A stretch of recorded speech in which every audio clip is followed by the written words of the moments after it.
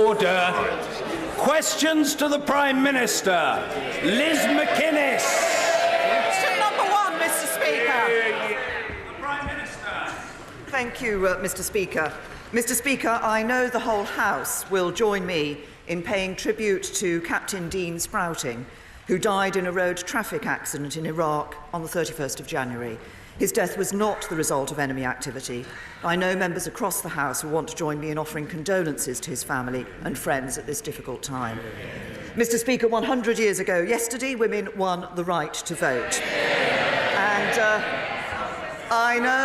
I know the whole House, from a sedentary position, Labour say some women, indeed some women, I'm pleased to say that universal suffrage did come for women 10 years later under a Conservative government. But I'm sure, Mr. Speaker, the whole House will want to join me in marking the heroic and tireless struggle that led to women having the vote, because it forever changed our nation's future. Mr. Speaker, this morning I had meetings with ministerial colleagues and others. In addition to my duties in this House, I shall have further such meetings later today. Liz McInnes. My constituent, Natasha Dudarenko, suffers from Fanconi anemia, a debilitating disease that carries with it a high risk of cancer.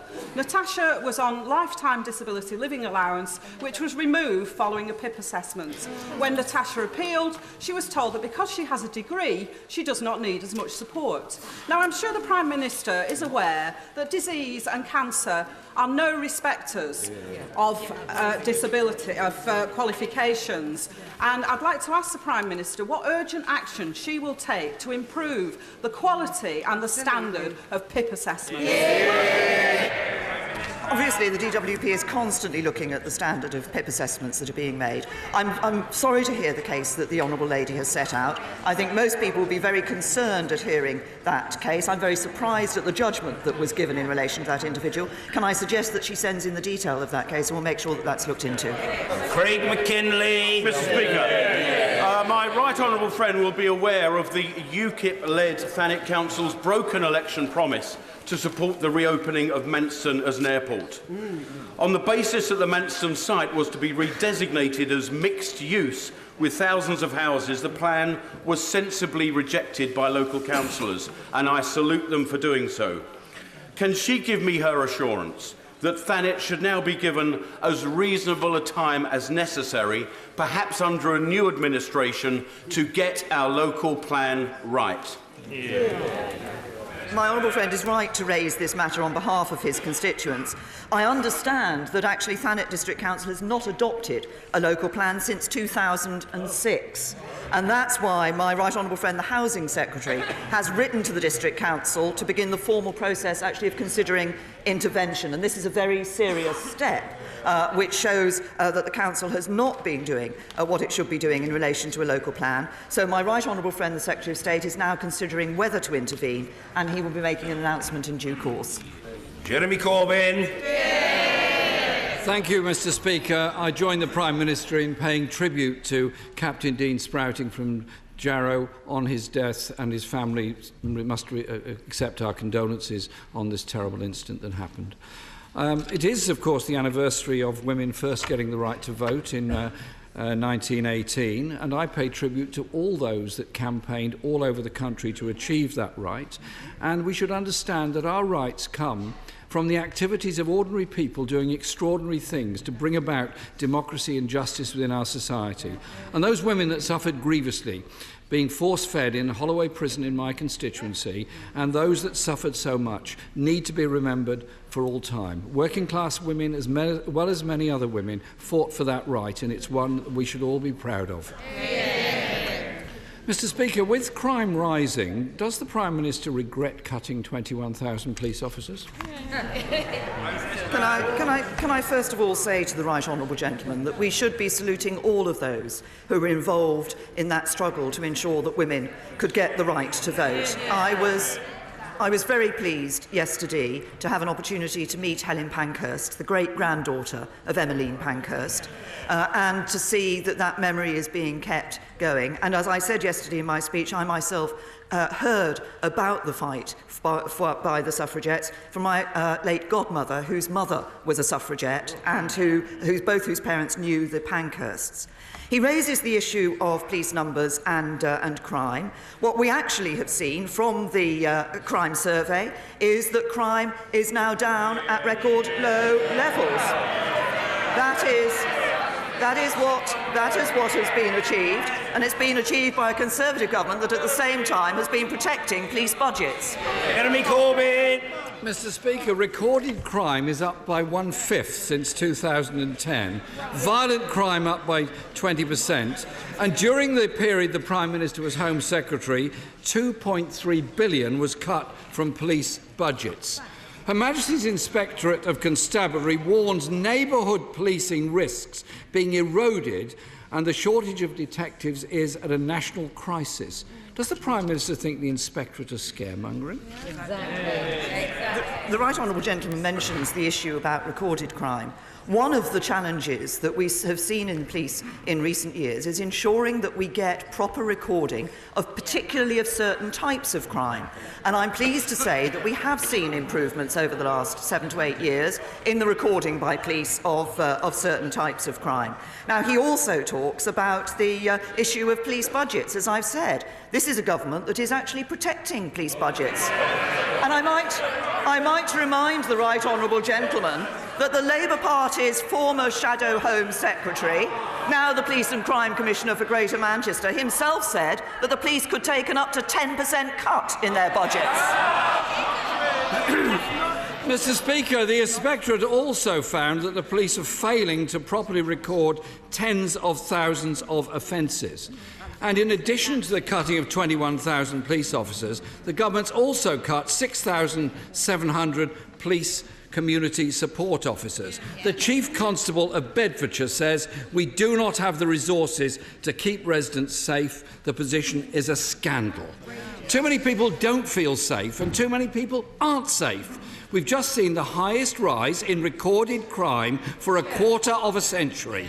The Chief Constable of Lancashire said the government's police cuts had made it much more difficult to keep people safe. Is he wrong? Can I say to the Right Honourable Gentleman, on this issue of recording crime, he mentions the Her Majesty's Inspector of Constabulary. It's precisely because when I was Home Secretary, I asked HMIC to look at the recording of police crime to make sure that police forces were doing it properly. And indeed, some changes were made as a result of that. So we now see the better recording of crime. We also see £450 million extra being made available to the police. But what have we also seen over the last few years? The creation of the National Crime Agency, our police forces taking more notice of helping to support vulnerable victims, doing more on modern slavery, doing more on domestic violence, taking issues seriously that they weren't taking seriously before. Mr. Speaker, if you ask the Inspector to look at unrecorded crime and they tell you what's going on, the least you can do is act on what they tell you. Mr. Speaker, if I could quote something at the Prime Minister, it might sound familiar to her. The first duty of the government is to protect the public and keep them safe. And I have to say to the government that they are not putting enough focus on police resources. If she casts her eyes to the far back benches of the Conservative Party, she'll see the member for Shipley. That's what he said about her government and what it's doing. Gun crime, Mr. Speaker, has increased by 20% in the last year. The Chief Constable of Merseyside said recently, "Have I got sufficient resources to fight gun crime?" No, I haven't. Does the Prime Minister think he's crying wolf? The Right Honourable Gentleman can't get away from the fact that what the government is doing is protecting police budgets. In fact, not just protecting police budgets, but increasing with £450 million extra pounds. What we are also doing is ensuring that our police have the powers that they need to do the job that we want them to do. I seem to remember the Right Honourable Gentleman doesn't have that good a record when it comes to increasing the powers for the police to do their job. Mr. Speaker, since 2015, direct government funding to the police has fallen by £413 million. The Chief Constable of the West Midlands, Dave Thompson, said the current flat cash settlement for policing means force budgets will fall in real terms. As well as police cuts, other public service cuts are clearly contributing to the rise in crime. 3,600 youth workers have lost their jobs. 600 youth centres closed and boarded up. Probation service cut and privatised. Re-offenders committing more offences. When it comes to tackling crime, prevention and cure are two sides of the same coin. So why is the government cutting both prevention and cure? I have to say to the right honourable gentleman, we've put in place various pieces of work on anti-knife crime, on serious violence, on issues like domestic violence. But I come back to the point I made in the my last response. The Leader of the Opposition, the right honourable gentleman, voted against changing the law so that anyone caught carrying a knife for a second time would face a custodial sentence. He has called for much shorter sentences for those who break the law. And he might want to reflect on the fact that when there was a Conservative mayor in London, knife crime went down. Now there's a Labour mayor in London, knife crime is going up. Jeremy Corbyn! Mr. Speaker, I am very clear that crime is, of course, wrong. The way you deal with it is by an effective probation service, is by community service orders, is by the rehabilitation of offenders. And what she said goes to the heart of the Prime Minister's record. She, Mr. Speaker, was Home Secretary for 6 years. Crime is up, violent crime rising, police numbers down, and chief constables saying they no longer have the resources to keep communities safe. After 7 years of cuts, will the Prime Minister today admit that her government's relentless cuts to police, probation services and social services have left us less safe? The reality is, you can't have public safety on the cheap. Minister! Well, the right honourable gentleman really needs to reflect on what Labour would be doing if they were in government.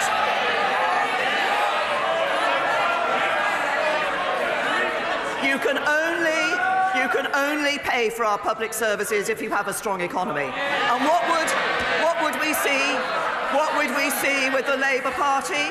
Well, we don't need to ask ourselves what we'd see with the Labour Party, because the Shadow Chancellor's advisor told us at the weekend. He said this: we need to think about the obvious problems which might face a radical Labour government, such as capital flight or a run on the pound. That's what Labour would do. Bankrupt Britain, and the police would have less money under Labour than under the Conservatives.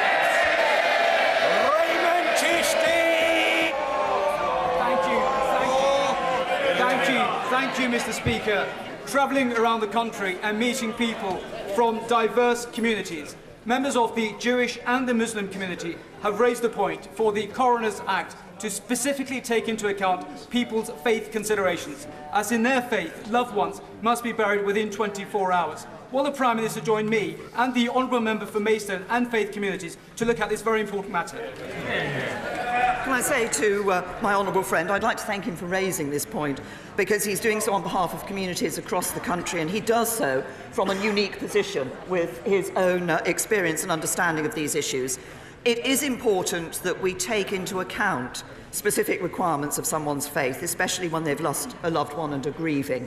And I know that although, as he will be aware, coroners are an independent judicial office, I understand that the Ministry of Justice is speaking to the Chief Coroner about this point to see what more can be done. And I'm sure that my right honourable friend, the Lord Chancellor, will be happy to meet and discuss this issue further with my honourable friend. And Blackford. Thank you, Mr. Speaker. Yesterday it was announced that 10 Royal Bank of Scotland branches in Scotland that had been earmarked for closure are to be reprieved.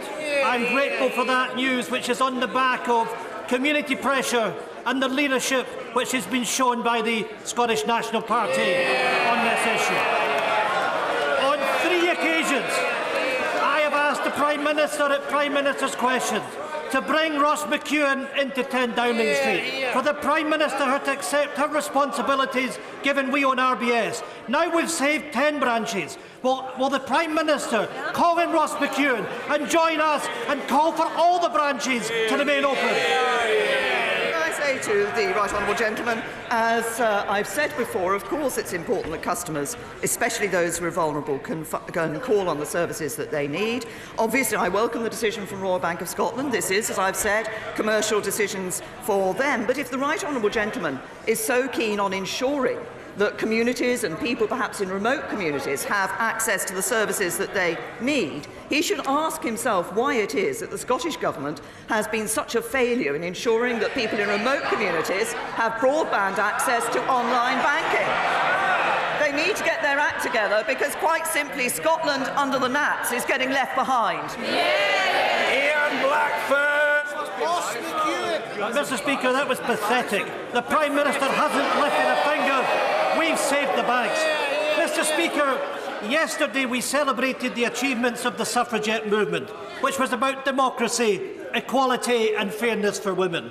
However, today in the United Kingdom, 3.8 million women are not receiving the pension they are entitled to. A vote in this House last November received unanimous cross-party support, 288 to 0, calling on the government in London to do the right thing. Will the Prime Minister do her bit for gender equality and end the injustice faced by 1950s women? To the right honourable gentleman, that as people are living longer, it is important that we equalise the retirement age the pension age between men and women. We are doing that. We are doing that faster. We have already acted to give greater protection to the women involved. An extra £1 billion has been put in to ensure that nobody is going to see their pension entitlement changed by more than 18 months. That was a real response to the issue that was being addressed. But I think if he wants to talk about equality, then he has to recognise the importance of the equality of the state pension age between men and women. Mr. Philip Davis. Thank you, Mr. Speaker. I never thought I'd see the day where I lead, the leader of the opposition follows.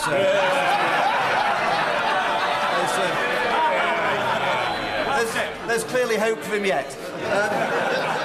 Mr. Speaker, last year the government advertised for the post of Disability Commissioner. Lord Shinquin, my noble friend, applied for the position and was appointed to the position. Yet only a few weeks later he was told by the Equality and Human Rights Commission that the post had been abolished altogether. Was the Prime Minister consulted about that decision?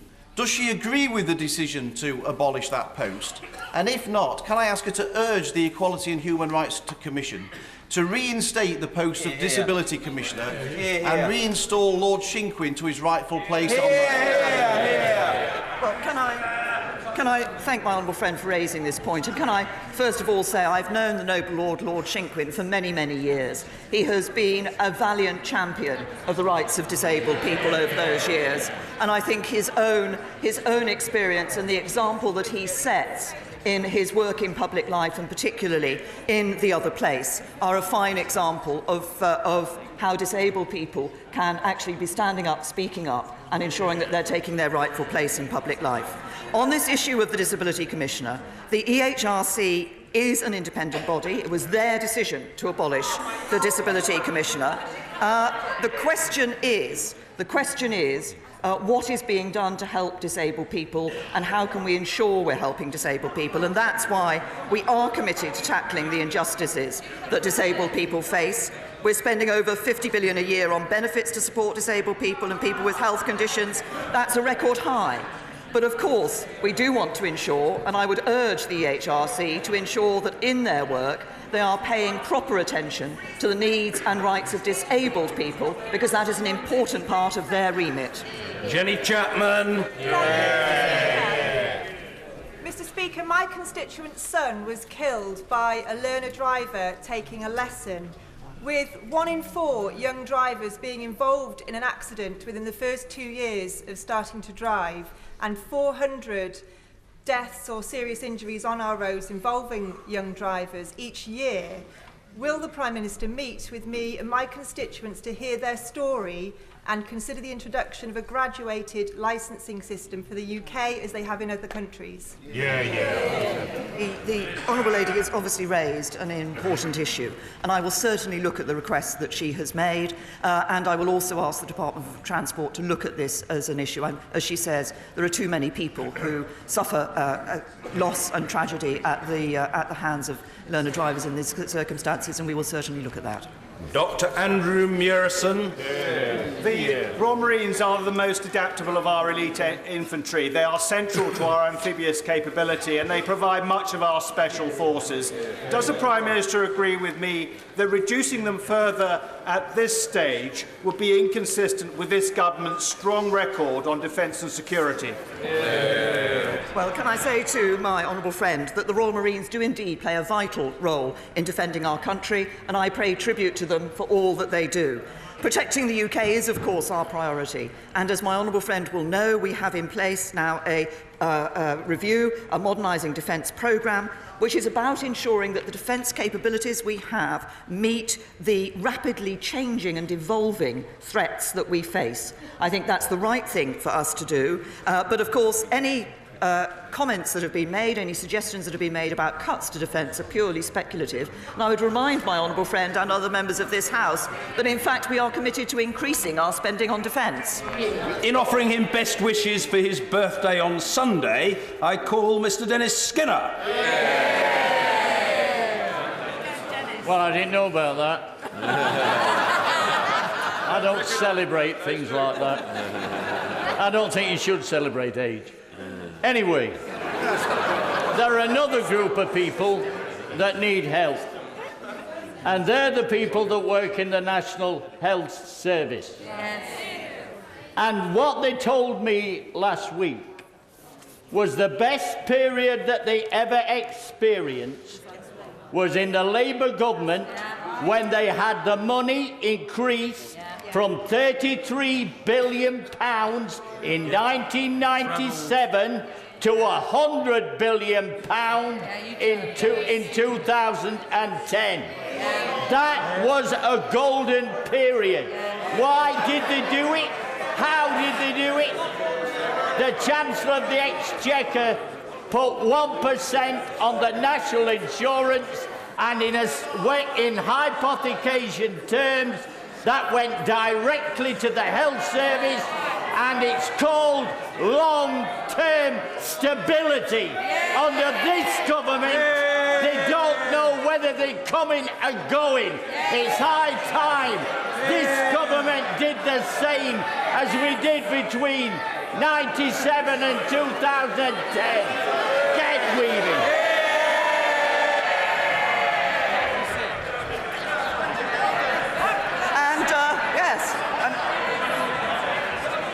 Happy birthday, Dennis. Can I say to the honourable gentleman, he says, why were the Labour Party in that position of being able to spend more on public services? I'll tell him why. Because a Conservative government had left a golden economic legacy.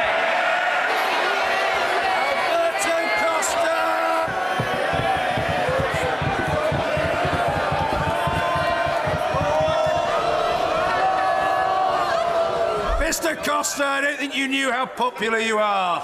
Mr. Costa, Well, thank you very much, Mr. Speaker. Conservative-led Harborough District Council have recently refused IDI Gaisley's proposed expansion of the enormous Magna Park logistics park in my constituency. Given the Prime Minister's recent welcome remarks about sustainable developments, will she please arrange for me to meet the relevant government ministers to discuss the creation of a national planning framework for the future location of these enormous logistics parks? My honourable friend has raised an important point, and obviously this is a matter that is of considerable interest to his constituents. Of course, we need to get the right balance between enabling development and therefore growth to take place while continuing to protect and enhance our natural environment. And the purpose of the planning system is to contribute to achieving that sustainable development. But with regard to the very specific issue about these logistics parks, I'm sure that one of the ministers from Housing and Communities and Local Government, indeed possibly my right honourable friend the Housing Secretary, will be happy to meet with him and discuss it with him. Killen. Thank you, Mr. Speaker. Is the Prime Minister aware if a universal credit claimant forgets their username or password, they must attend a face-to-face interview at a job centre to have them reset? The Secretary of State can't give a date when this will be fixed. So will the Prime Minister commit to no further job centre closures until universal credit claimants can access basic online functions as available in the case of HMRC and banking? I will ask my right honourable friend, the Secretary of State for Work and Pensions, to look carefully at ensuring that a date is identified when that change is going to be made. Alex Shelbrook. Mr. Speaker, according to library statistics, around 3,400 people in my constituency in Rothwell last year were diagnosed with cancer. Cancer survival rates has meant there are 7,000 people alive today who may not have been if the cancer survival rates of 2010 were still in place. Does my right honourable friend see this as a testament to the NHS, the investment in the government, and does she welcome the news that recognises more we can be doing? Well, I absolutely agree, my friend, with my honourable friend. It's very good news that there are 7,000 more people alive today, cancer sufferers who are alive today than we would have been had we simply continued in the way that we were at 2010. I'm very happy to join him in welcoming that news. Cancer survival rates have increased year on year. Of course, we want them to increase even further. Last year, we had 7 million more diagnostic tests than in 2010, and 290,000 patients started treatment for cancer. That's 57,000 more than in 2010, but he's absolutely right. We should welcome the improvement that's been made. We should congratulate those and thank the NHS staff for all they've been doing, but there is more for us to do. And that's why we're backing up our plans for cancer with a further £600 million to implement the cancer strategy for England. Stephen Morgan. Thank you, Mr. Speaker. The Prime Minister, as we've just heard, continues to be in denial about the rising level of crime and falling police numbers. Despite her repeated assurances, budgets have not been protected for my local police force, with 80 million and 1,000 police officers lost already. Will she meet with me and a delegation of Portsmouth small businesses that do so much for my local economy, yet have seen significant rises and break-ins in crime as a result of these Tory cuts? Well, I say to the honourable gentleman that for those, obviously I will look at his request, but for those who are concerned about the way in which policing is being undertaken in their area, then they should actually speak to the local police who make operational decisions about what is happening. We protected overall police spending, and we continue to protect overall police spending. Indeed, more money is being put into the police. And I remind the honourable gentleman that it was a Labour shadow Home Secretary who said that the police budgets could be cut by 10%. Derek Thomas. NHS figures show that in the South West, NHS funding is the growth in NHS funding is 2.2% less than the national average. It's also true that it's more challenging in the South West with an ageing demographic and sparsity. Does the Prime Minister agree with my friend, the Prime Minister, agree with me that providers in the South West, including NHS Kerno, deserve their fair share of NHS funding, and will she take action to address this inequality? I would say to my honourable friend that the national formula that, of course, is the basis for calculating the funding for CCGs does take into account a large number of factors, including rurality and including demographics, which are the factors that he has suggested need to be considered. NHS Kernow did see an increase in their funding this year and will see a further increase in their funding next year, taking funding to over £760 million.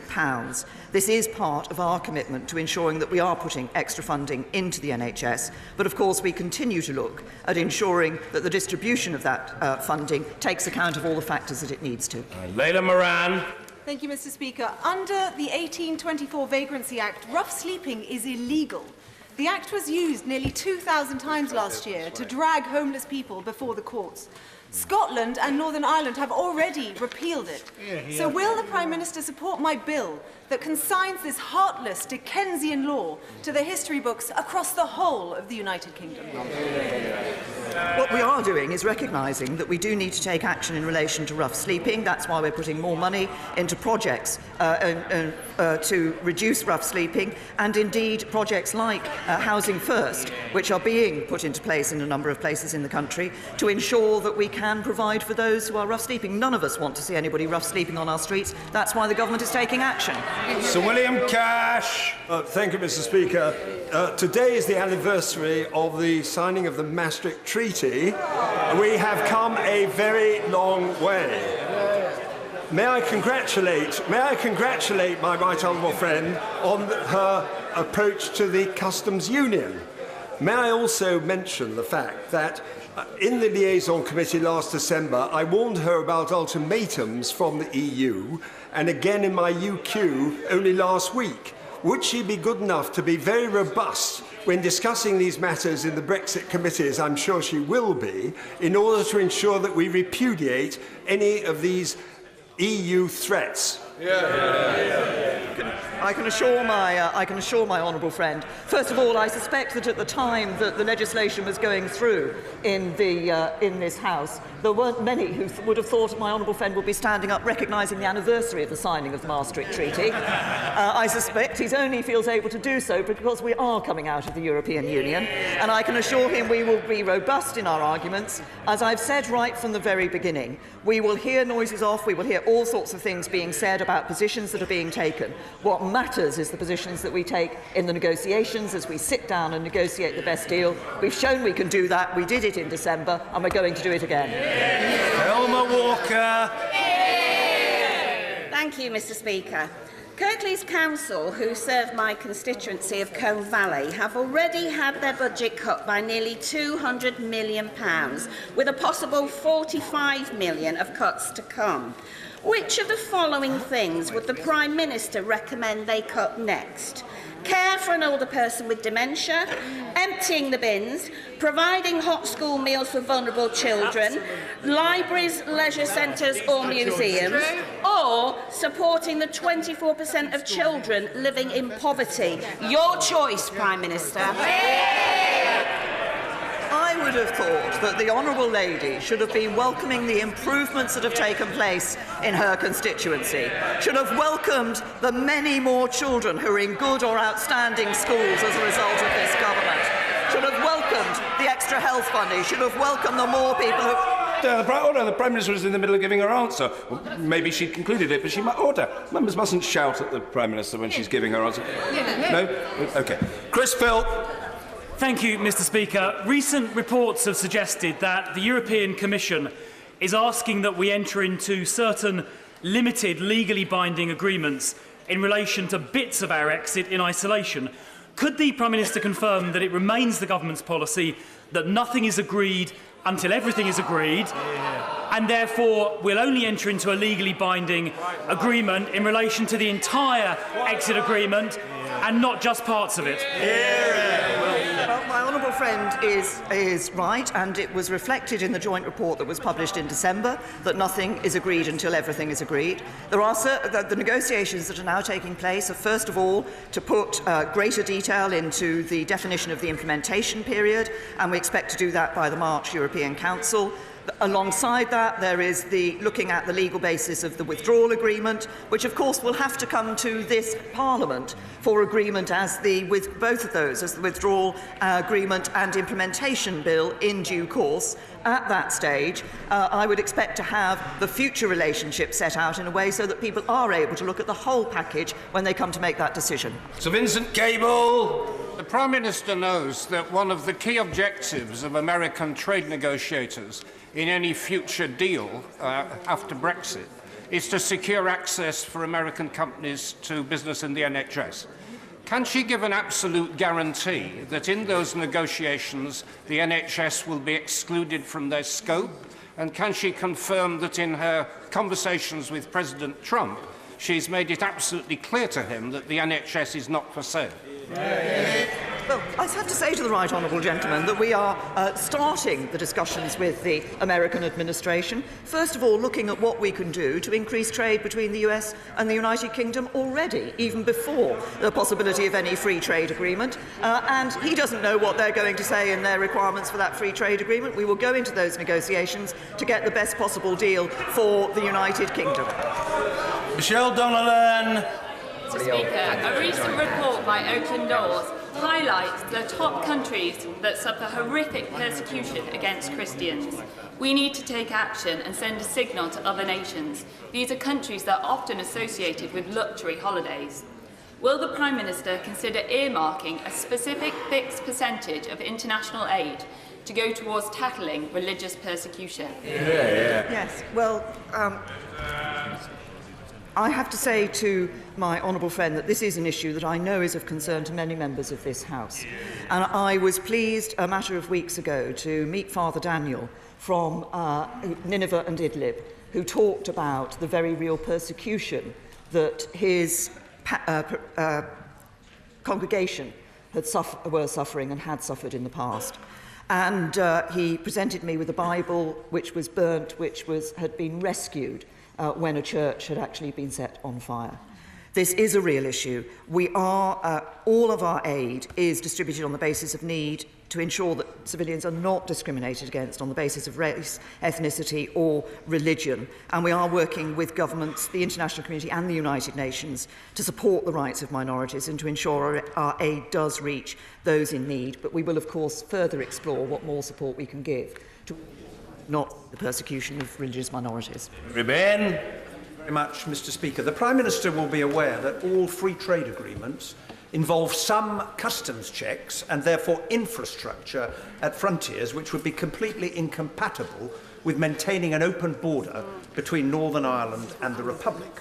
As the Cabinet Subcommittee is apparently today finally getting round to discussing this, could the Prime Minister explain to the House why she is so opposed to the UK remaining in a customs union with the EU, when not only would this be better for the British economy than a vague, deep and special partnership, whatever that is, but would help to ensure that that border remains as it is today, which is what all of us want? The United Kingdom is leaving the European Union. That means we're leaving the single market, we're leaving the customs union, because if we were full members of the customs union, we would not be able to do trade deals around the rest of the world, and we're going to have an independent trade policy and do those deals. And he asks me about customs arrangements. Well, I have to say to him that I suggest he looks at the paper that was published by the government last summer.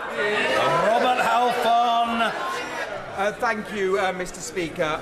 Headway, the brain injury charity, says that a family recently had to pay £1,500 over 15 weeks for hospital car parking charges. Click Sergeant say families who see their sick children with cancer have to pay hundreds of pounds. Despite government guidelines, 50% of hospitals charge the disabled, and staff from nurses to hospital porters have to pay hospital car parking charges. Given the unanimous motion last week in the House of Commons, will my honourable friend address this social injustice and abolish hospital car parking charges once and for all?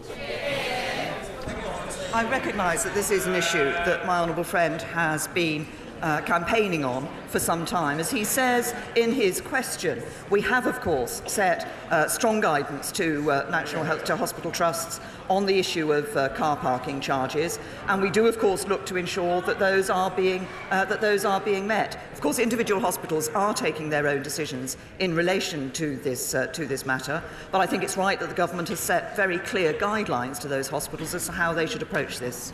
Ellen Goodman. Mr. Speaker, the Prime Minister has done much to tackle modern slavery, but my constituent was trafficked here as a child, sold at least once on the long journey, and then forced to work in the dark in a cannabis factory for years.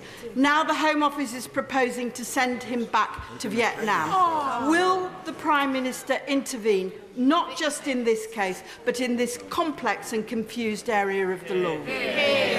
I recognise, as the Honourable Lady says, that there are cases which are complex in terms of the legal application.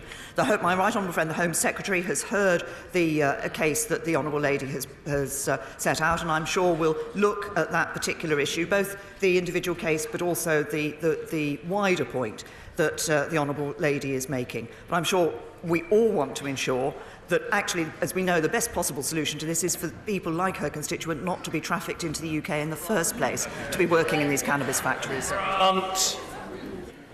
Like many, I'm delighted to note the good progress in lifting the ban on beef exports to China.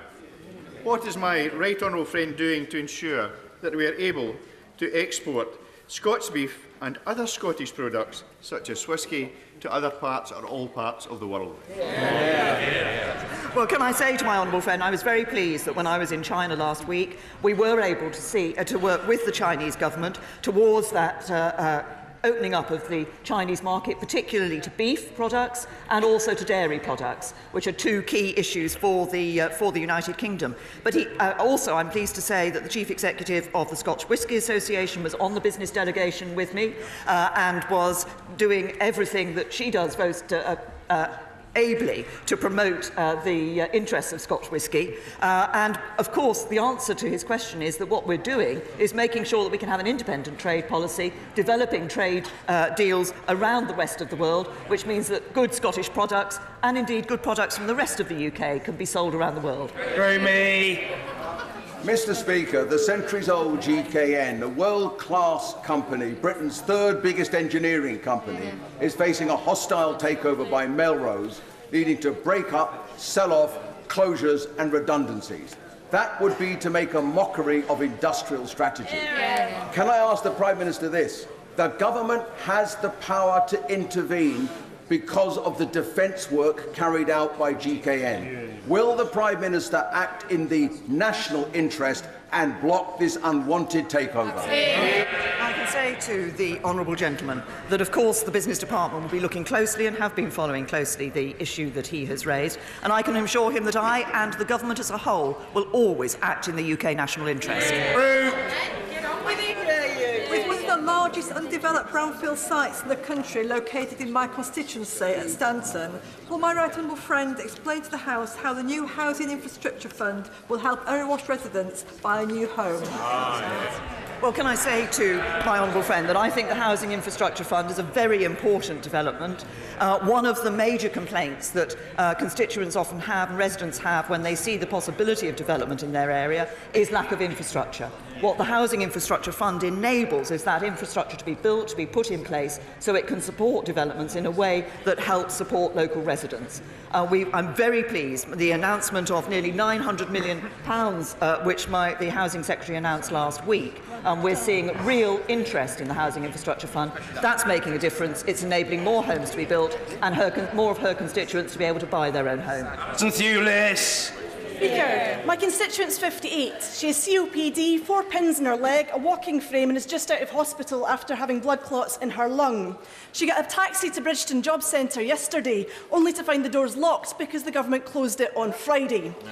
Will she apologise for not having told my constituents, any of the constituents apparently in Bridgeton, whose job centres were being closed? Will she refund my constituent the £10 she spent in a taxi? And will she apologise for this absolutely ridiculous situation? I say to the honourable lady that yes, we are seeing some job centres being closed in Scotland. There's not going to be any decrease in the level of service that is offered to the people of Scotland. We're increasing the number of work coaches across the country. What we're doing is ensuring that we can continue to provide a good service to the people of Scotland. Vicky Ford. Thank you, Mr. Speaker. Intimidation on social media is a growing issue for many people across the country, and yesterday highlighted it especially for women standing for election. Can my right honourable friend update us on the progress that's being made, and does she agree we should take no lessons from a party whose Shadow Chancellor has called for violence against women on this side? Yes, can I say to my honourable friend that I think this issue is a particularly important one. I did announce yesterday, as indeed my right honourable friend, the Home Secretary, had said at the weekend, that we are consulting on a new offence of intimidation of election candidates and campaigners. That follows the report from Lord Bew and his committee about the degree to which there was intimidation at the last general election, particularly intimidation of women, BME candidates and LGBT candidates. This is an absolute disgrace. It has no part in our public life, and I would urge the Shadow Chancellor once again, and he keeps refusing to do this, to apologise to the Secretary of State for Work and Pensions for saying she should be lynched.